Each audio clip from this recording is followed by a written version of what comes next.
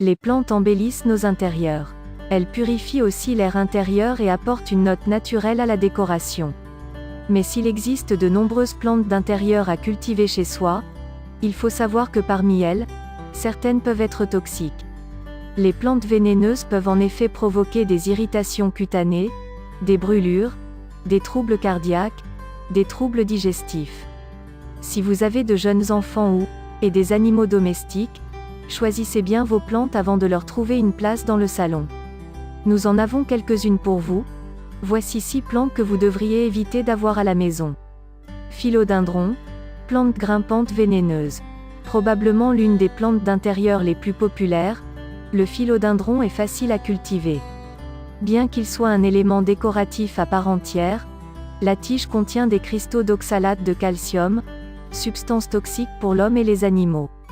En cas d'ingestion, les feuilles peuvent provoquer brûlures, gonflements et suffocation, et une irritation de la peau et des yeux en cas de contact avec la sève de la plante. La plante est particulièrement toxique chez les animaux puisqu'elle peut provoquer des troubles digestifs et respiratoires sévères, spasmes, convulsions, l'asphyxie. Si votre chien ou votre chat ingurgite une forte quantité, emmenez-le immédiatement chez le vétérinaire. Hortensia, belle de loin. Plante aux ravissantes fleurs bleues, violettes et roses, l'hortensia figure parmi les plantes à fleurs les plus séduisantes. Mais méfiez-vous, sa beauté est dangereuse. Les hortensias peuvent être de véritables poisons. La plante contient en effet de l'hydrangine, une substance toxique qui provoque les mêmes empoisonnements que le cyanure. En cas d'ingestion, elle provoque des nausées, des vomissements, des crampes abdominales, une diarrhée et dans les cas le plus graves mener vers le coma. Belladone, l'empoisonneuse. La plante est paradoxalement connue pour ses vertus médicinales. Les feuilles étaient autrefois utilisées comme cataplasme pour calmer la douleur. Et elle est aujourd'hui utilisée dans des médicaments contre l'asthme et comme antalgique, depuis que l'on sait en extraire son principe actif. Malgré son pouvoir guérisseur, elle n'en demeure pas moins toxique, puisque toutes les parties de cette plante toxique sont potentiellement mortelles en cas d'ingestion de ses fruits. Les baies sauvages similaires à des myrtilles peuvent provoquer des troubles digestifs, respiratoires et cardiaques, des hallucinations, une gastro-entérite, une paralysie musculaire pour ne citer que 5 baies pour un enfant, une dizaine chez l'adulte. Évitez donc à tout prix cette plante en intérieur, surtout en présence d'enfants. Étoile de Noël ou poinsettia, les apparences sont trompeuses. Le poinsettia est une plante d'intérieur qu'il nous plaît d'offrir à Noël. Mais les apparences sont souvent trompeuses. En effet, l'étoile de Noël est appréciée pour son rouge vif aux couleurs festives. Cette plante vénéneuse cache une sève blanchâtre extrêmement dangereuse.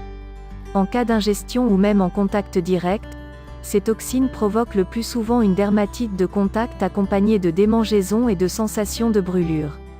La gravité de l'intoxication dépend de la quantité ingérée. Par ailleurs, ce sont nos amis félins qui sont souvent sujets à l'empoisonnement au poinsettia. Heureusement, la toxicité de cette plante est relative par rapport à d'autres plantes comme le laurier rose ou au gui. La sauge, l'improbable plante vénéneuse. Incontournable en cuisine, la sauge est utilisée comme herbe aromatique.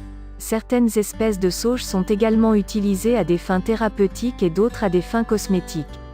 Mais comment la sauge peut-elle être toxique ?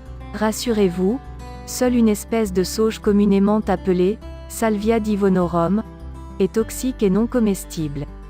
En effet, la toxine, savlornine, contenue dans cette plante figure parmi les substances nocives et hallucinogènes.